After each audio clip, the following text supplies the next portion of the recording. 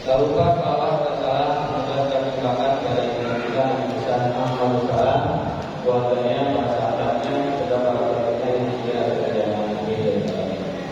Saya atas nama keluarga DKM pertama mungkin mohon maaf yang besar-besarnya apabila dalam pelaksanaan pelayanan dari DKM ini masih banyak kekurangannya. Semoga kedepannya bisa kita tingkatkan menjadi lebih baik lagi.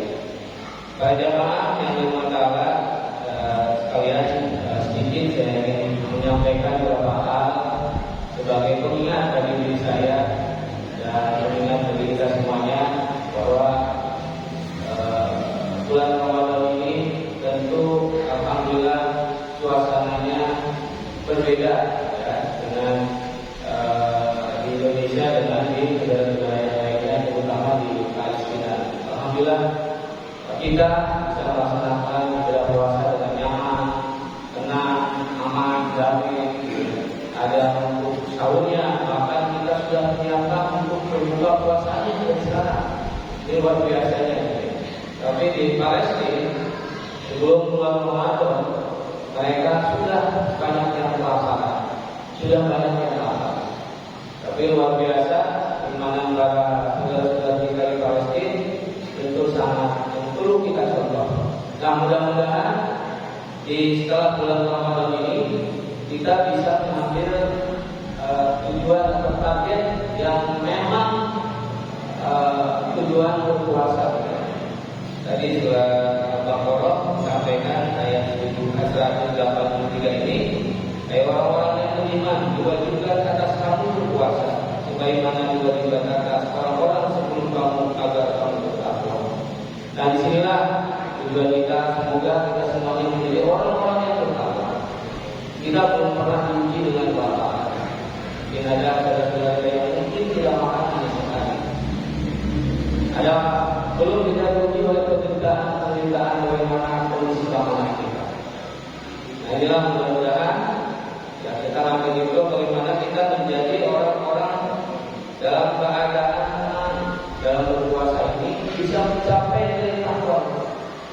Makanya insyaallah di DKM sekali zaman ini kita membuat program bagaimana dari mulai tarawih, insyaallah kita berangkat tarawih sebanyak 23 rakaat. Setelah tarawih kita sholat subuhnya dilanjutkan dengan tauhidnya, dengan wudunya, kita terus bina.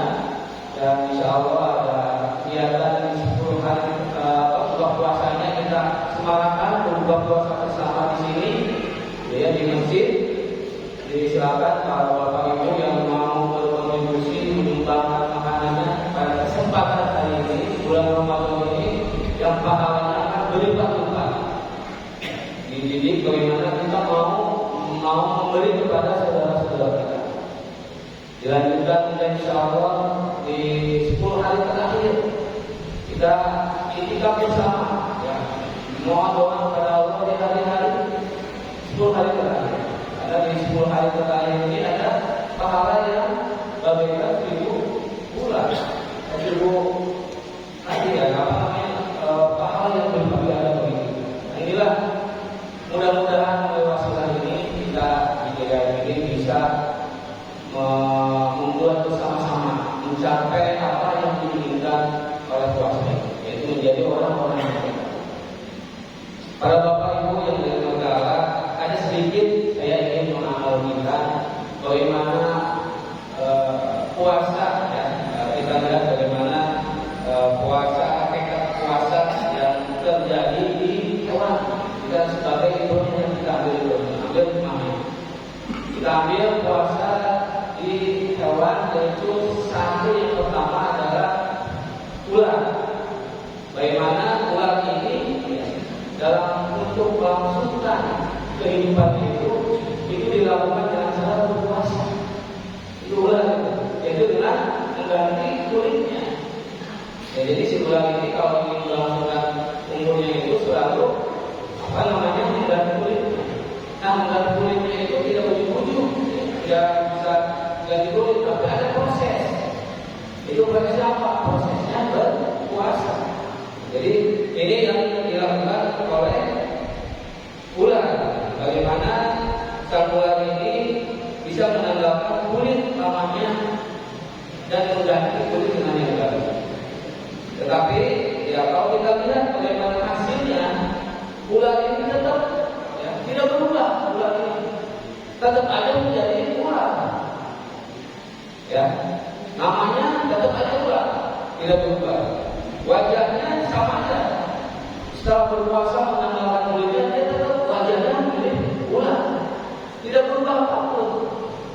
Ya. Cara bergeraknya sama, tidak berubah. Ya. Apa jalannya sebagai ular saja. Jadi tidak ada misalkan tadinya gerakan yang itu setelah puasa itu gerakan itu berbeda. Sama aja ular itu. Tabiat dan sifatnya sama aja ular itu. Sebelum dan sesudah puasa sama. Jadi tidak ada perubahan. Nah semoga kita dalam berpuasa itu tidak seperti ular. Setelah kita berpuasa 30 hari atau sebulan, perubahan di dalam diri kita tidak ada. Wajah kita tetap kita senyum, sampai terubah sekarang berpuasa kita belajar senyum, sampai ketemu sama saudara-saudara senyum. Yang tadinya baik misalnya. Nah kita ubah.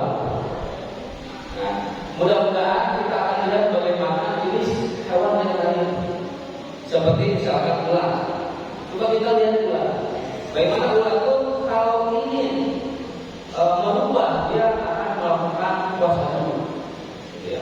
Dia kebiasaannya dia itu kalau makan itu harus ular itu. Segala makanan dimakan gitu ya. Tumbuh-tumbuhan itu habis tuh. Ya, kita sudah nanam tanaman ya habis sama ular. Karena harusnya si ular ini setiap waktunya makan terus hidupnya. Gitu ya. Nah, tapi begitu dia sudah bisa menjadi ular, dia akan melakukan perubahan dengan cara berpuasa. Nah ini bagaimana luar biasanya ular ini berubah. Nah, bagaimana dia berupaya untuk berpuasa untuk menjadi apa? Menjadi kupu-kupu. Ya dari mulai kepompong, gitu ya, dikerjakan menjauhkan diri tempat ditutup, masingkan diri ular itu dengan kepompong, bagaimana dia tidak makan lagi, gitu kan? Dari orang yang takut, hewan yang takut, tapi dia ditutup berpuasa, membungkus dengan kepompongnya, sehingga dia benar-benar berpuasa, bukan sekedar menahan lapar dan hausnya, tetapi ular ini berpuasa, mulutnya, matanya, anggota tubuh lainnya juga berpuasa, sehingga menghindari bentuk hawa nafsu yang dapat mengganggu puasanya. Jadi kita lihat bagaimana setelah berminggu-minggu si ular ini berpuasa, maka keluar kepompong seekor makhluk yang baru yang sangat indah, yaitu namanya kupu-kupu. Nah itulah bagaimana hasil puasa ular ini. Dia berubah sikap, berubah tabiat setelah si ular ini melakukan puasa. Nah mudah-mudahan kita ambil hikmahnya, hikmahnya dari puasa ular ini. Semoga kita semuanya yang tadinya mungkin makan teratur, ya, makan siang pagi, siang, malam, kita tahan. Ya. Yang biasanya merokok ya dari pagi sampai malam, kita tahan merokoknya. Ya. Merokoknya tahan. Jadi luar biasa. Bagaimana dengan ular ini? Kalau kita lihat wajah ular ini berpuasa indah, pesona. Ya.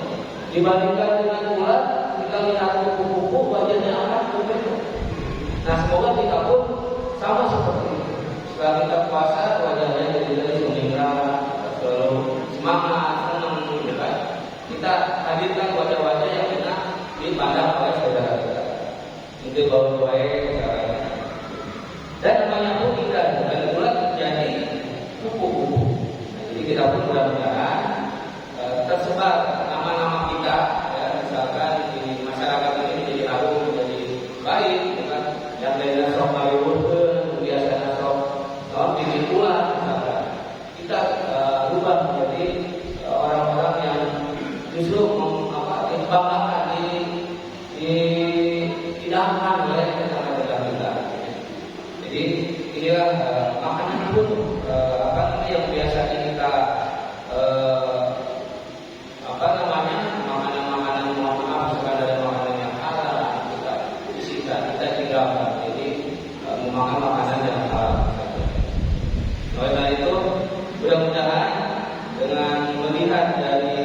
sifat puasa buah binatang ini kita bisa mengambil hikmahnya. Kita menjadi contoh bagi kita bagaimana dengan setelah puasa ini kita akan berubah menjadi lebih baik lagi. Inilah semoga di bulan puasa ini mari kita bersama-sama untuk merubah diri kita menjadi lebih baik lagi. Insya Allah perubahan ini akan lebih mudah, lebih ringan ketika kita lakukan secara bersama-sama. Ibadah seorang-seorang sendiri-sendiri kita lakukan. Baik dari sholat pagi kita di masjid itu upayakan. Ya, selalu sholat pagi ini kita di masjid. Ya. Ini khususnya para laki-laki. Ya. Kita mulai gerakan kita penuhi masjid ini dengan sholat berjamaah di masjid. Bila mungkin tujuan kita berpuasa ini menjadi orang-orang yang bertakwa, bagaimana kita menjadi orang-orang yang bisa memperbaiki bukan hanya diri kita saja, tapi kita bisa memperbaiki lingkungan kita. Ini yang pertama. Ya, buat apa kita untuk diri sendiri, ya, tenang sendiri, bergembira sendiri, daripada tidak menyebarkan kepada saudara-saudara kita. Inilah harapan kita semuanya tentunya. Semoga apa yang kita lakukan pada bulan Ramadan ini, pada suatu Hijriah ini bisa lebih baik lagi di tahun-tahun sebelumnya. Kita bismillah dan kita lakukan wasilahnya atau ini mari kita semarakkan sholat kita, tarawih kita, nanti piambon mulai atau itikaf kita. Ya tunggu ya pada bapak-bapak khususnya untuk 10 hari terakhir. Ini akhir kita. Ya insya Allah dengan kita diampuninya oleh Allah SWT, maka kehidupan kita pun akan berubah. Karena faktor yang menghalangi doa kita, yang menghalangi rezeki kita itu adalah dosa-dosa kita. Ya, mari kita hilangkan ketika kita berpuasa karena takwa kepada Allah, maka akan jelas dosa-dosa kita. Makanya dari itu mari kita manfaatkan di bulan Ramadan ini sebuah tenaga, karena tidak ada jaminan tahun depan kita akan hidup lagi. Akan hidup gitu ya. Tidak ada jaminan mungkin besok lusa kita dipanggil Allah. Alhamdulillah pada hari ini ya kita masih bertemu dengan bulan Ramadan di tahun ini. Oleh karena itu mari kita manfaatkan semaksimal mungkin. Ya. Jadi kita akan rasakan bagaimana efek dari bulan puasa ini. Mudah-mudahan dari seperti kuku berubah kita ya, baik dari kehidupan kita, dari ekonomi kita, dari kesehatan kita, semua itu akan berubah ketika kita menjalankan puasa dengan sebaik-baiknya. Saya